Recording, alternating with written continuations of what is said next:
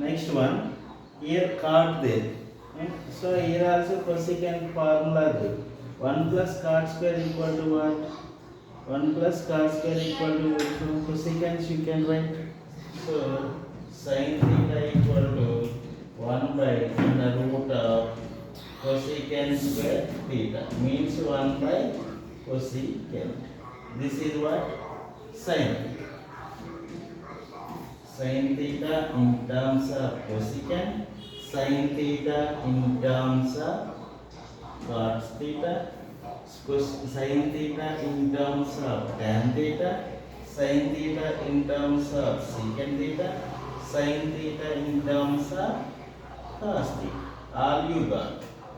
Okay, this is full of sin theta in terms of sin, cos, tan, cot, secant, cosecant. Okay.